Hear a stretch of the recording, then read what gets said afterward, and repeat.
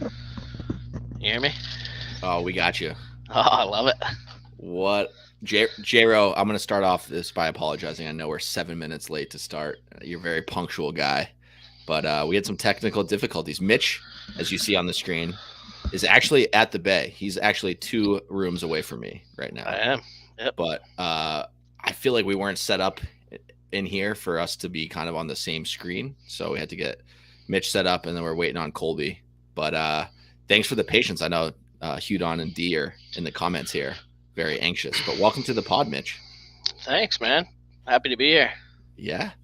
So we were at Martell today. I didn't see it at Martell, but we had some. Here we go. Finally, How we doing? How we doing? there he is. I came in with the headset like Mitch's because I wasn't sure. My kids are running around. It was Teddy who hooked me up. What are you doing? Beat it, Squirt. Colby, Mitch is actually at the bay right now. He's in Teddy's office. Oh boy, right okay. Now. I am. Yeah, we almost had everybody on the same in the same boys at the bay. House. I like it. Yeah, but all right, welcome to the second Merrimack Minute. This is the first time that J-Ro isn't here, so apologize in advance. The first time J-Ro's not here. Oh, okay. Oh, third overall, I guess, Merrimack Minute. First time without J-Ro. I gotta like figure out how to do all this stuff. Do I go like that? No. I like that better. I don't know what the play is here. Yeah, I think the one you just had was good. I don't know. That's a little too much me, though. Yeah, I love it. No? It's a lot of you. You're the man, dude. I appreciate that, Mitch. I appreciate that. But yeah, I'm gonna probably switch back and forth. I don't really know how to. Let's see. Dustin's texting me on the side here. Move things a little to the right. Yeah, I mean this is a work in progress here. This is not something I'm gonna be good at right away. Okay, we're good. So welcome everybody. Welcome Mitch to our third Merrimack Minute. First without J-Ro. This should be a pretty quick episode. What was it last week, Colby? Like an hour and 15 minutes? Yeah, that one went deep. But I mean, there was a lot to talk about. The draft, different teams, power rankings. There was a lot to say. Yep. So tonight should be a lot quicker. Next week will be another, I think, big episode where we finally will have some games to preview. We can look at the matchups next week. So quick public service announcement to those who haven't looked at the website, www.merrimackdraftleague.com. The schedule is now up on the website. So we basically have everything up there except the link to the updated bylaws, which we're still working on. But we're about 10 days from opening day. Yeah, I'm stoked. We're getting there. It's going to be fun. So Mitch, welcome to the pod. Let's start with you. I don't know if this will switch to you if you're the one talking, but hopefully we'll figure it out. But Mitch, just give us a little bit of a breakdown how you thought the draft went, how it went for you, what surprised you, what didn't surprise you. Just what'd you think of the draft this year? Yeah, so I mean, I definitely snuck in there with some things that not a lot of people were thinking. And I definitely gave up a lot, but I think I got a lot in return as getting the number 1 pick. I know that a lot of people were a little shell-shocked from it, but I know that numbers-wise, it made sense for him to do it. He wanted to get out of that one spot, basically, and I snuck in there and talked to him. I know you guys talked about it a little bit last week and said how sneaky I am, and sometimes you don't know when I'm making trades, but hey, it works out sometimes it doesn't. I know at the end of the year last year I had to make some trades because I had too many guys showing up, but we're in a good spot this year, and I think we're going to be very competitive. I know that some of the other guys don't think so, but I think it's gonna shape out to be a pretty good year. I had your back. You heard me. You did. You had my back. I appreciate it. Yeah. Colby, on the other hand, not so much. Not so much. Stirring the pot. That's fine, man. Hey, I love it. Stir it, dude. Big wooden spoon. But we should have started by congratulating you on winning the Angelo sweepstakes. So how long did you have that trade up your sleeve? I'll be honest, probably about a month before the draft. Wow. Really? Is that long? Yeah. Like when Kuchar was talking about it and all that. Actually, I'll take that back because it was actually when Kuchar and Dearborn decided not to keep Rusin and Angelo. That's when it all flipped into gear because they decided not to do that trade. So that was probably about like 2 weeks before the draft.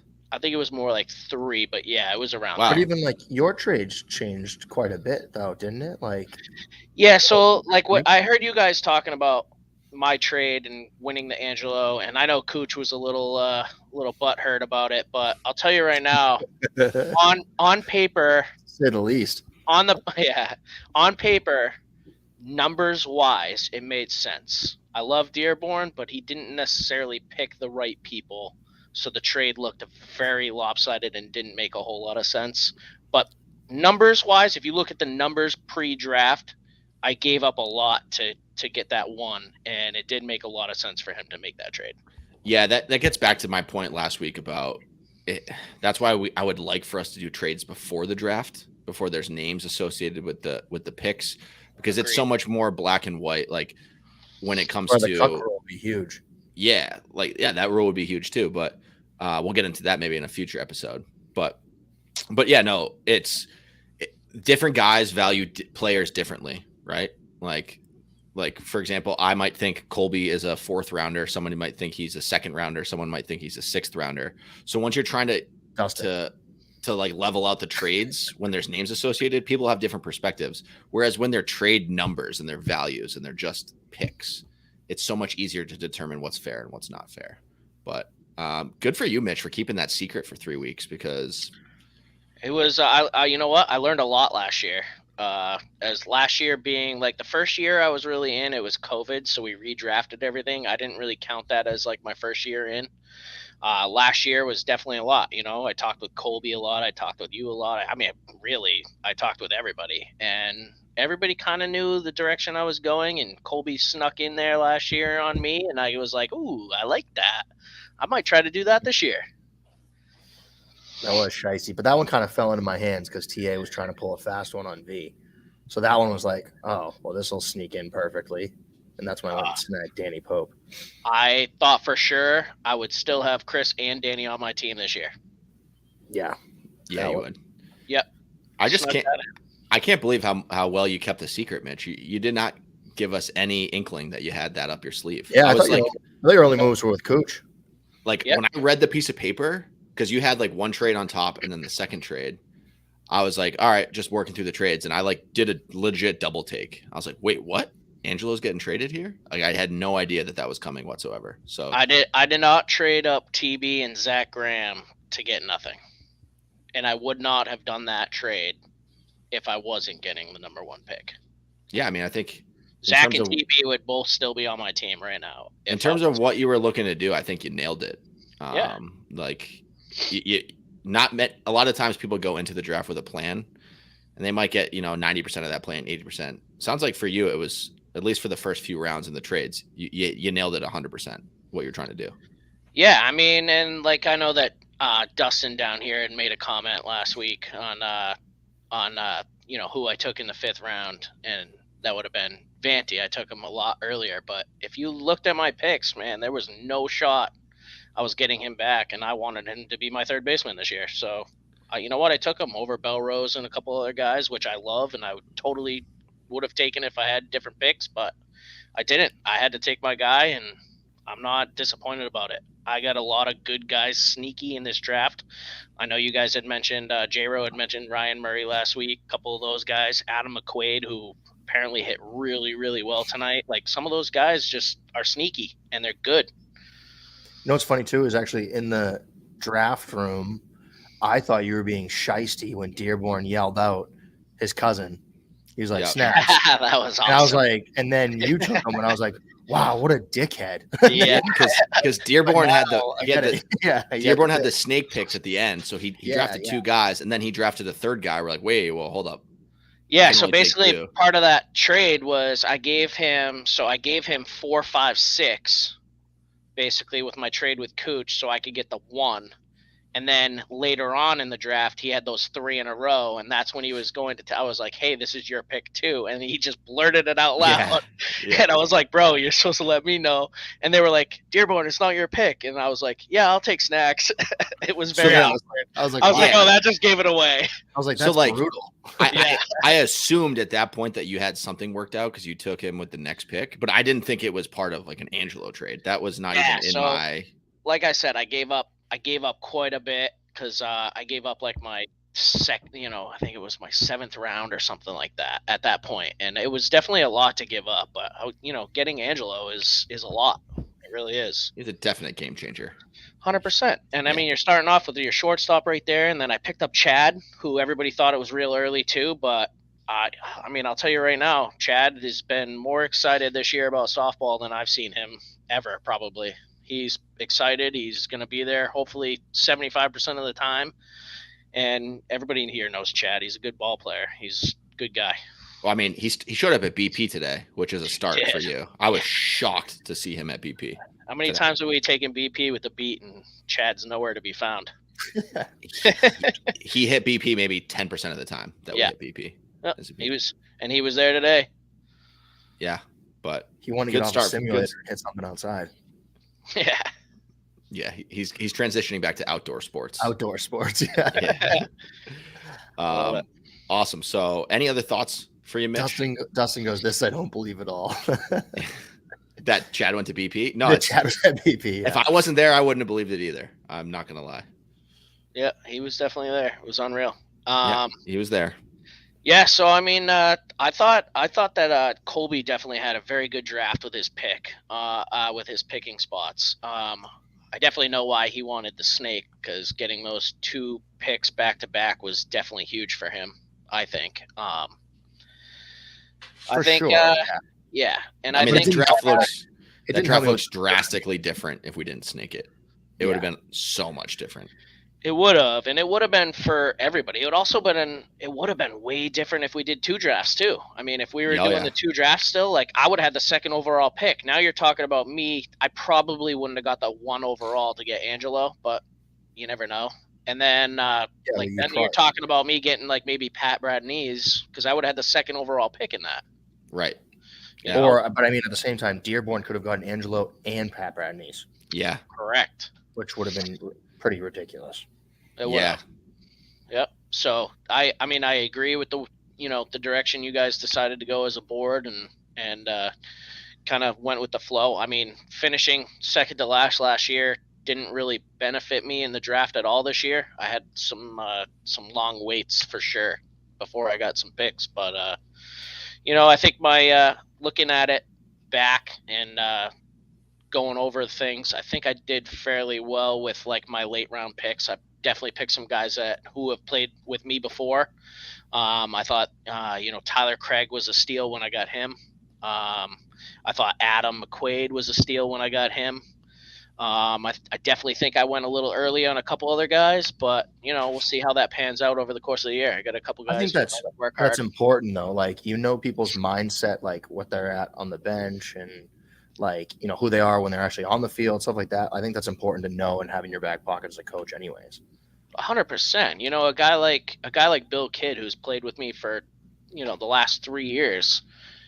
Great guy, just rakes, dude. Rakes. He's a great hitter. Doesn't play a whole lot in the field, but like, guess what? Come playoff time, he's probably going to be your starting catcher, first baseman, something like that, where he can play and he rakes. Yeah, make it work. It's gonna be crazy to look back at that draft, like where the picks were. Even like a month from now, it'll be crazy to look. We're gonna see guys in like the 14th, 15th round where we're like, holy shit, I can't believe this guy went that late. Like, well, it was like Rand last year too.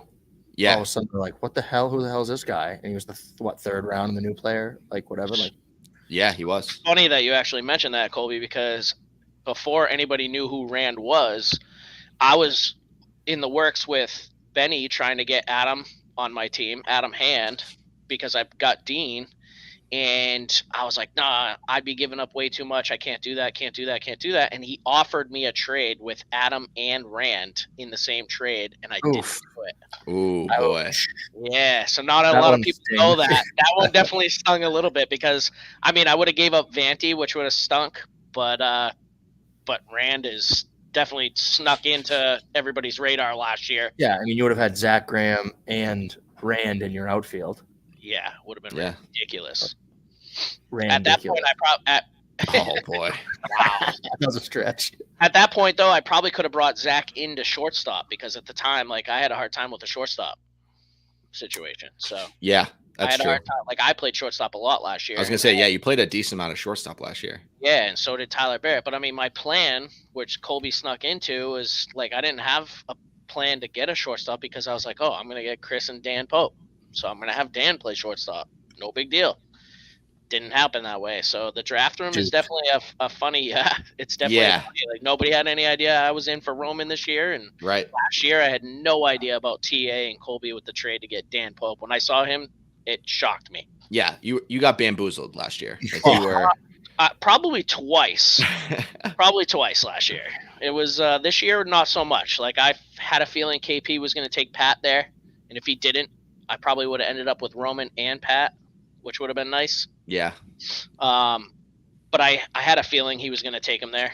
I had talked to him about it, and when you have a guy like Pat coming in the league, you can't really give up that talent. It's just he's whether he's he another, shows up game or not. changer. I mean, Pat's such a good kid too. I don't like if he can guy. make the game, he's gonna make the game. It's not. Yes, I agree. Yeah, and he's it's a not great, like great guy. Yeah. Awesome. So, Mitch, we did this last week with Coach. We're going to ask you the same. Give me your top 3 teams right after the draft. Give me your power rankings, top 3.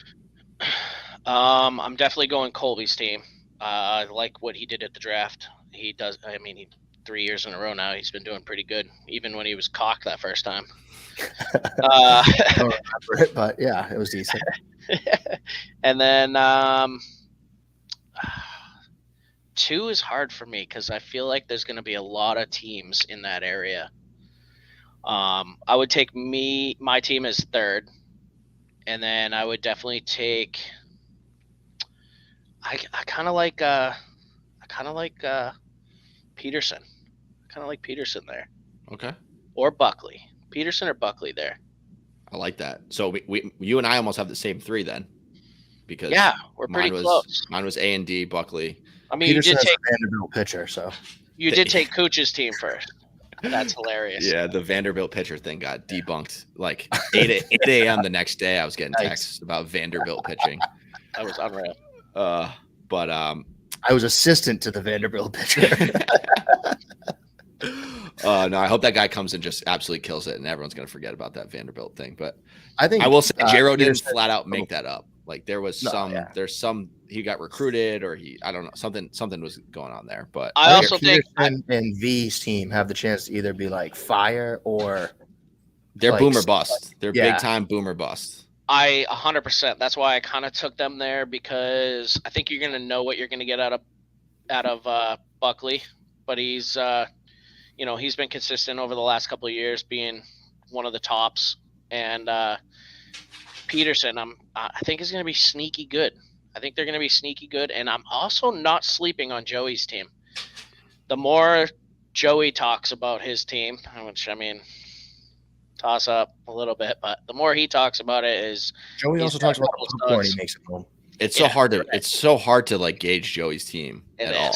Like, it really is. There's a lot of new guys. It's just I don't know who any of the guys are. It'd be like me. It'd be like me trying to do a MLS power rankings. Like, I don't know anybody on any of the MLS teams. I don't know anyone on Joey's team. Like, that's a team that I feel like we'll probably know in the first 2 or 3 weeks how that's going to go.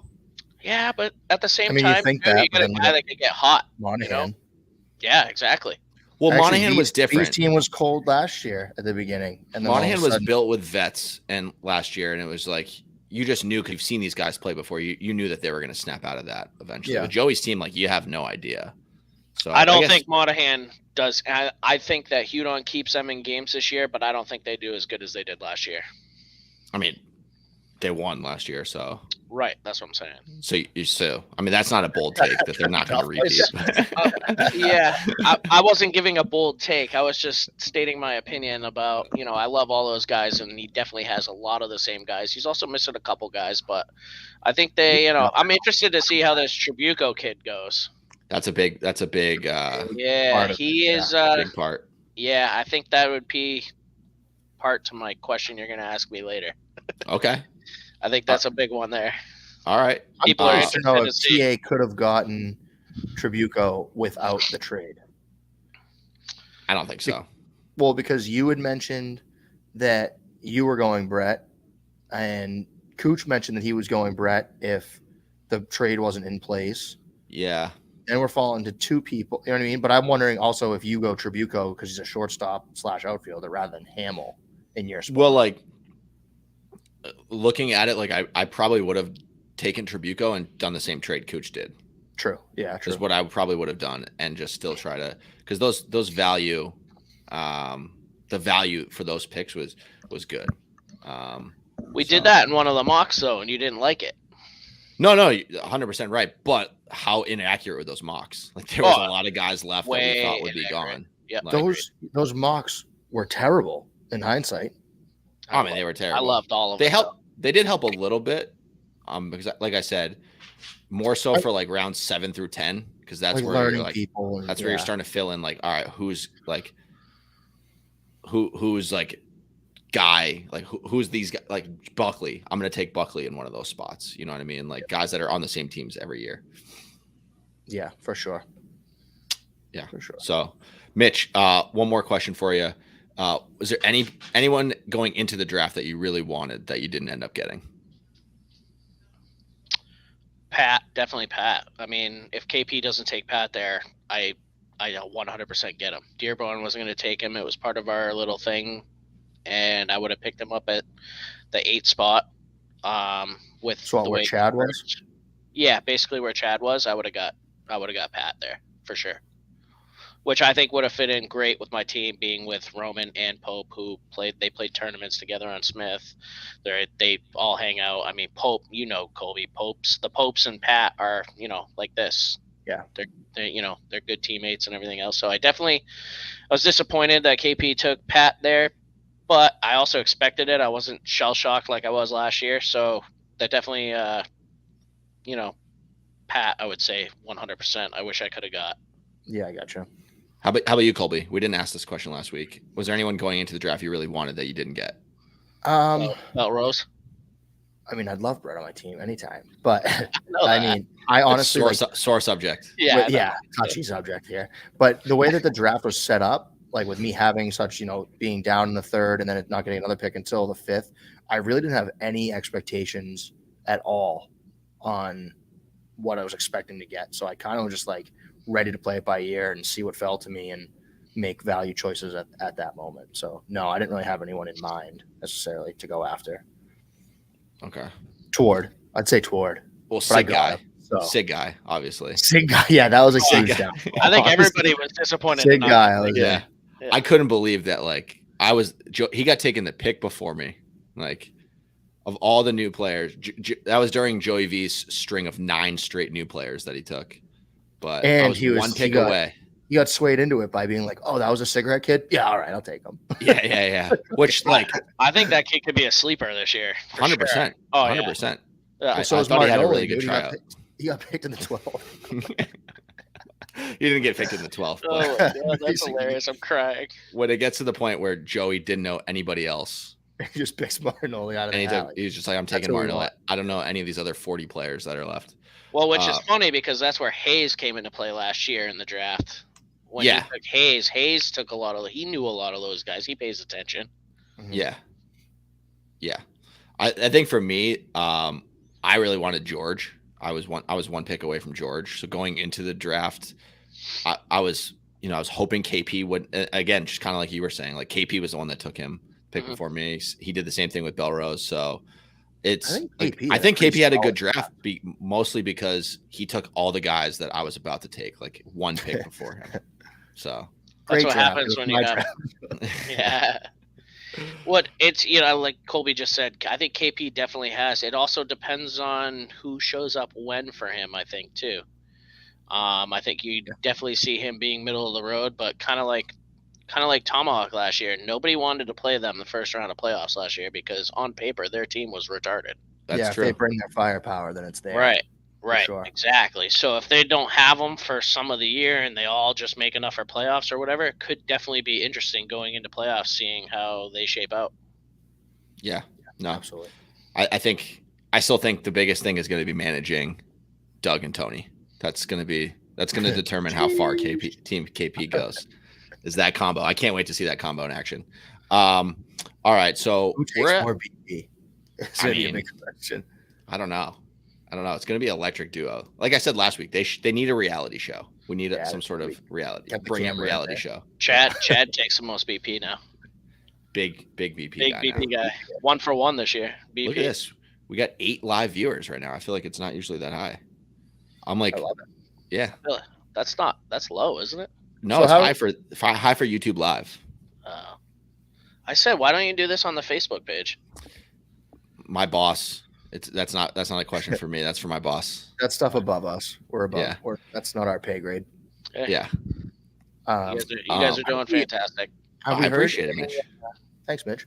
Have we heard any more like details on how people's practices have been going, and like are people getting involved? Is it more new players, etc.? I know that today, like a couple teams, but I didn't know how, like, practices with it being a Thursday too. I feel like I don't know. I haven't heard that anyone got great turnouts. I had to open up Twardowski for Dearborn yesterday, and there was only 4 guys at the field, but I think he said that eventually there was like 11 or 12. Oh, that's awesome. Which is a really good turnout. Yeah, that's fantastic. I think Buckley, we had probably 8 or 9 guys today, which is a pretty solid turnout when there was like rain in the forecast too. So we had 2 guys bail because of rain. So, yeah, I don't know. A&D, how was your? It was decent. Attendance? We had like 8 guys, I think. Yeah. Several of them were new. So like that was cool. Just to, like, I got there. I was like, listen, we're fighting daylight, whatever. But they were like happy to be there. Got 2 rounds of BP in, and it was good. It was decent. Yeah. Yeah, I mean, we don't have it. We only have 2 new players. So they weren't able to make it today.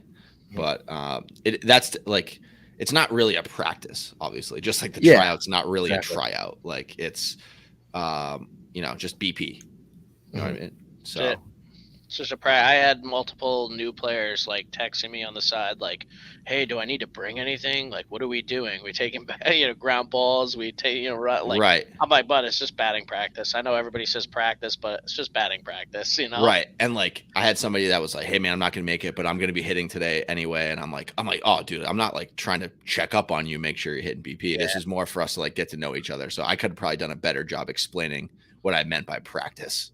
I had a player ask me if he could go skiing instead of come to practice. I'm like, "Bud, you're an adult. Like, do whatever you want to do. Like, it's just batting practice, bud. I don't care." We had a guy that was like, "Hey, if you want to be cut." He's like, I'm supposed to go on a date tonight." And I was like, "Dude, go on the date. Don't come to BP." Like, Emma, what are you doing? Beat it. All right, so we're at the 27-minute mark. We're doing a pretty good job. We're gonna probably wrap up here pretty soon. So again, just a couple other PSAs. Season starts a week from next Monday, May 2nd. The schedule is out on MerrimackDraftLeague.com. The rosters are up there as well. Mitch, thanks for coming on. We're going to end. Colby, tell me how you feel about this. I want to end every week with like predictions or power rankings or something like that. Yeah, that's fine. You on board with we that? did kind of grab his already. No, so we got his rankings from last week. We're going to do new rankings now. But first, Mitch, one thing you haven't done from last week yet is what's your bold prediction for the season? Bold prediction. We got to keep track of these too. So just while you're thinking of that, mine was Angelo doesn't lead the league in home runs. Yep. Colby's was Buckley in the toilet bowl. Wow. Love that take. J Rose was His was I know Cooch's was Monahan in the toilet bowl. VFW. VFW was J Rose. Yeah. Yep. So was it Monahan or VFW? Cooch's was Monahan, J Rose was VFW. Okay. I probably would have gone Monahan myself. Thinking last week, I hate to go with the same answer that you guys have, but I was also looking Monahan or VFW, to be honest with you. I could see both of them in the toilet bowl. I love both those teams. I love a lot of those guys on those teams, but I don't know. Like, it's going to be interesting to see what VFW does with their pitching, because like right now, it looks like they probably got to take Gallo or Benny out to pitch, and therefore, you're losing a little bit defensively there on the left side. Didn't they trade for a pitcher, or did that not go through yet? Are they still working on that? Hasn't been any trades. Okay. There's only one. They've been offering some stuff for Ralph on my team, but I like Ralph. I think Ralph was a complete steal in the draft, to be honest with you. Where I got Mitch, him. Mitch wouldn't even talk about Ralph in a conversation a year ago, but now I didn't know the guy. I didn't know the guy at all. I still really don't even know him. I just know that I've seen him play a few times now, and kid he can ropes hit. the ball. Yeah, he Yeah, ropes dude, the ball. he hits it hard for sure. So Colby, did you write that down? We'll keep track of these. I just took him down. Yeah. All right, cool. So next week, again, that'll be our last episode before the season starts. So next week we'll preview opening week. Hold on a second here. So our power rankings for this week, Colby, we talked about it a little bit in the group chat. I did give Mitch a heads up. For the guys in the comments, I'd love for you guys to start throwing in what you guys think. We're going to go top 3 most underrated players in the league. So underrated can mean different things to different people. It could be where they got taken in the draft. It could just be, overall. You can have a different rationale for what you think makes somebody underrated. But top 3 most underrated players in the league. Colby, I'm going to put you on the spot. Underrated. Top 3 underrated. This is tough. 3 underrated. Or should we snake draft it? Should we go one by one? How many are we picking? So we need 3 players. We do 3. Yeah. Oh. Yeah, we definitely should do that. All right, we'll snake draft it. So Colby goes first. Mitch, you'll go second. I'll be at the snake end. I think my first one is going to be a player that I've had on my team the last couple of years, and it's Justin Savage. Okay. He steps up to the plate. He swings hard. He's only trying to get better. I think I stole him in the draft. And then not only that, like, he's never down on himself about playing time. He's only working to get more, and he's confident to go into like wherever you put him when you give him that chance. So that's like exciting. I like that about him. Okay. I like that. I like that a lot, actually. He's definitely a gamer too. He plays hard. Sleeper, huh? I'm gonna go with one of Colby's here too. I think that kid Twardowski is gonna be a good player. I think he could have been. I think he could have been a steal for sure. I think that I definitely had my eye on him for if he made it back around. And I mean, I wasn't even close. Colby was at the other end, but I think that kid Twardowski is gonna be. He's a good grinder. He is, dude. And I saw him. I wish you guys weren't so stacked last year, because I think he could have definitely started on a few different teams last year, and he probably would have turned into even a better ball player than he is now already. And I think that he's only going to get better, especially playing with you and Dustin. He was in the Jano trade. Yeah. That's how I got him. Yeah. That's I think that kid's going to be good. And I heard his dad's a legend. So yeah. He actually said in the chat the other day that he's going to have a statue in Merrimack soon.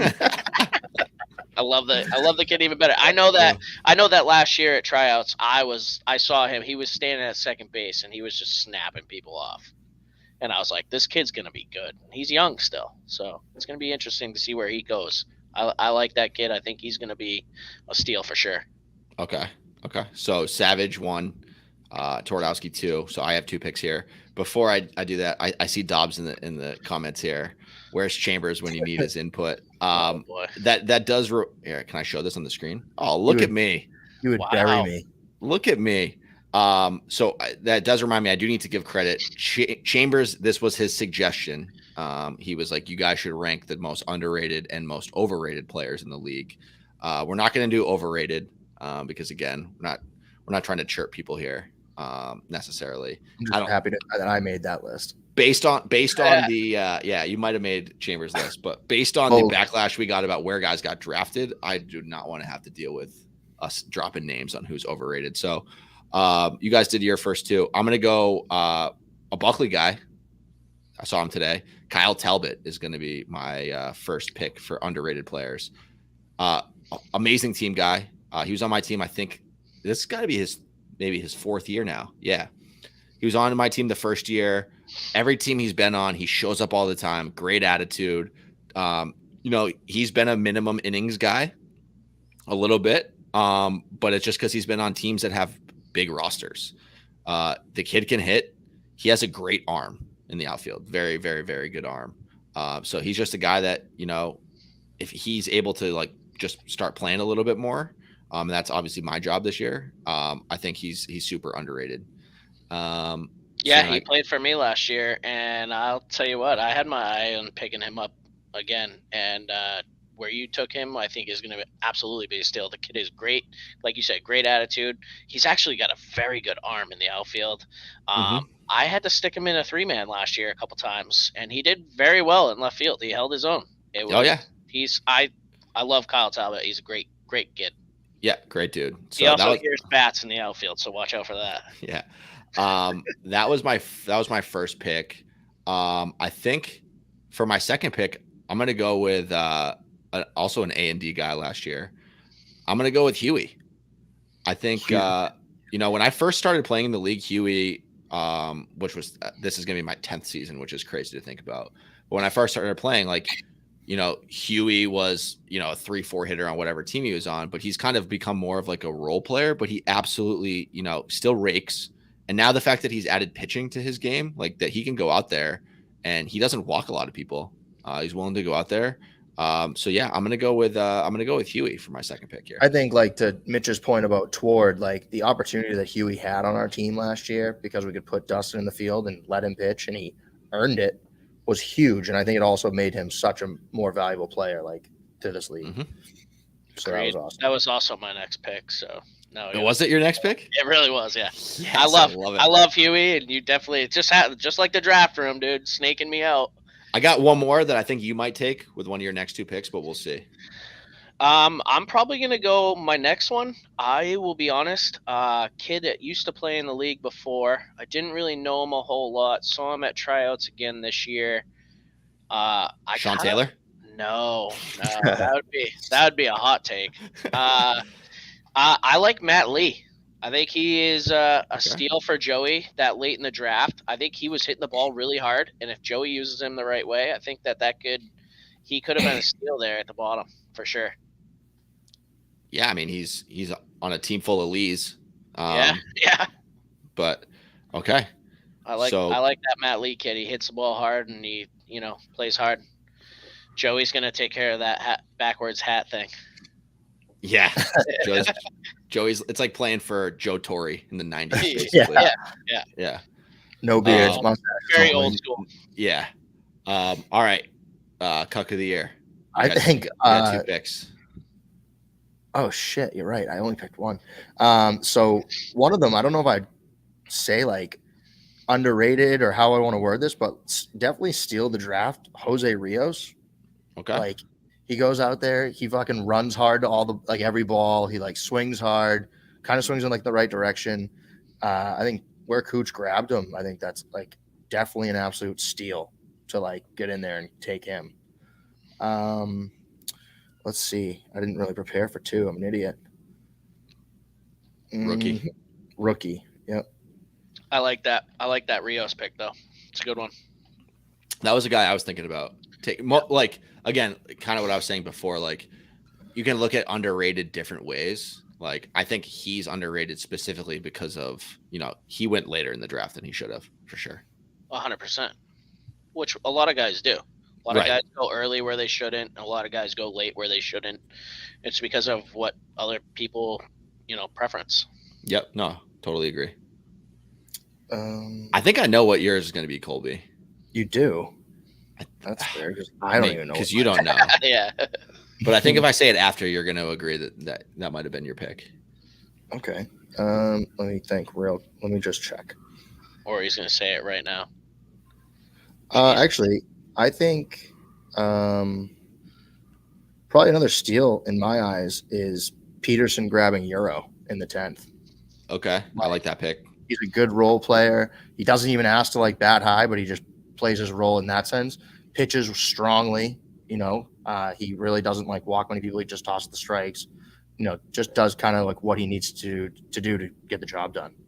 And I think that's a steal to grab that late. To grab like any pitcher that's one of the top pitchers to get that late is fantastic. Opens up that team a lot too. A guy that is going to be a play different roles and team. Yeah, it's huge. So you got who's your three? You have Savage. I picked Savage. I picked Rios and Euro. Okay. I thought you were going to go with Campbell.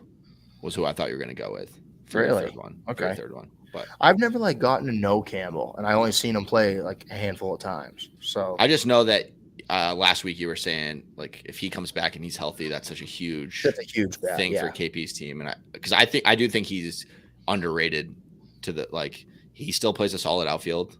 And I feel like I hear him talked about consistently. Guy rakes. Guy rakes.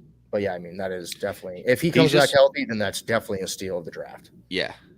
He's just a guy like he's so steady. Like you know exactly what you're gonna get from him. Not like no more, no less. You know exactly what you're gonna get from him. Yeah, I get you. Yeah, for sure. Power. You're gonna get power. I mean, he hits for power, but he's not a guy that I look at and I'm like he's gonna hit a home run when they're out of home runs every single time. Like no, like he can hit hard line drives. He can still pull them, and he can still pull them when he does it. Some guys can't change their whole swing. They have to try to hit it to the other way to not hit a home run, and he's not one of those guys. But no, I agree. He's good. Mitch. So my third is actually going to be a guy on my team. I think that nobody really knows him still. He's played in the league now, I think this will be his third year.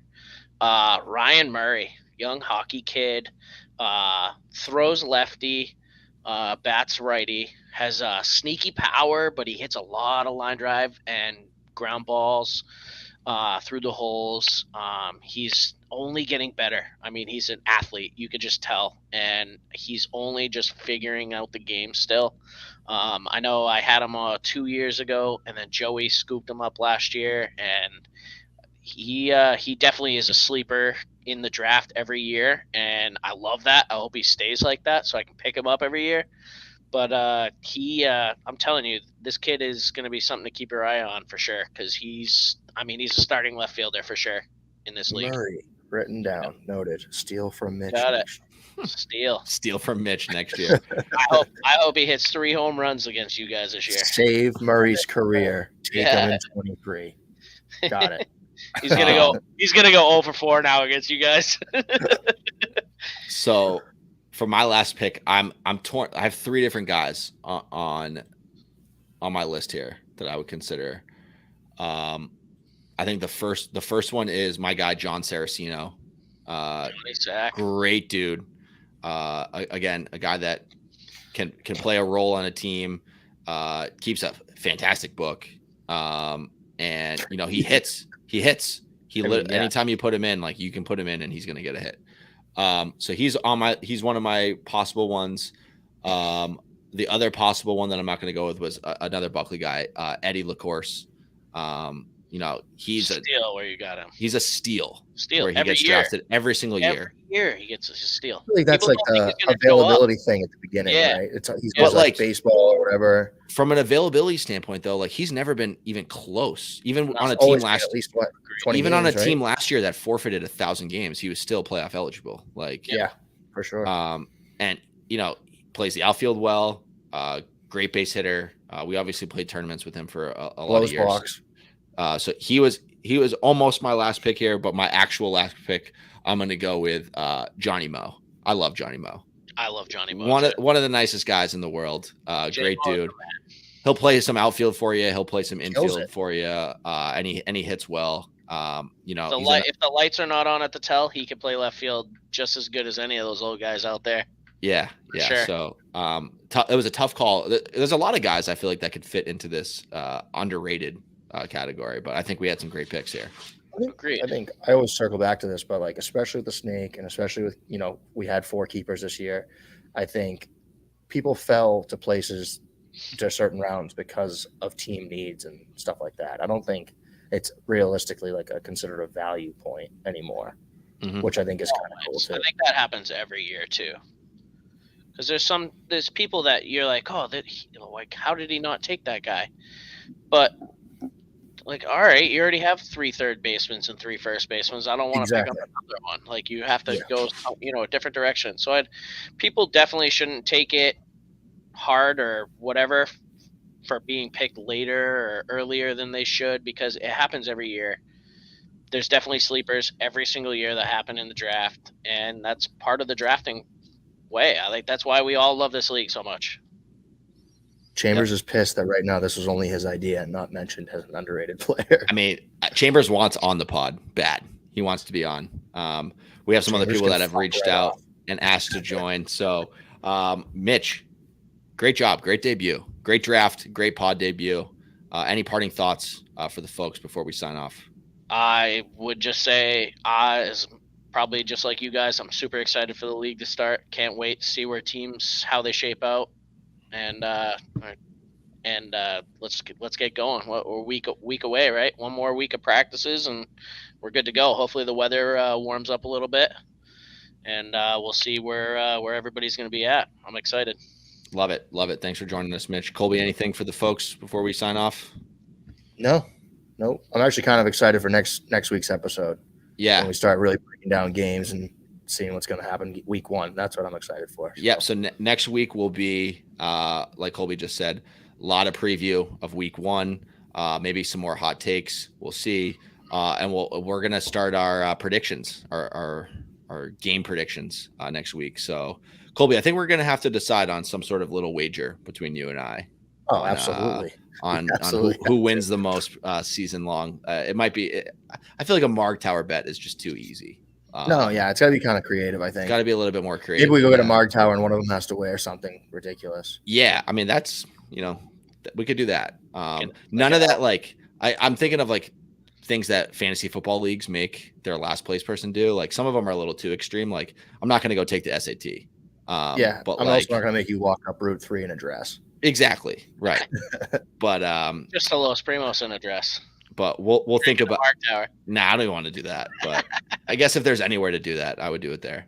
Edith would be so Edith happy. would love it. Yeah. Oh, I love Edith. I just saw her last night tonight with Teddy. We stopped for a quick marg on the way to the bay. Yeah. I Great keep forgetting that Mitch is literally like 15 feet away from me right now. Yeah. Just right down the hall. Yeah, right down the hall. Drink some beers. Awesome. Let's go drink some beers, Mitch. Thanks everybody for tuning in, and we'll see you next week. Thanks for having me, guys. Night, boys.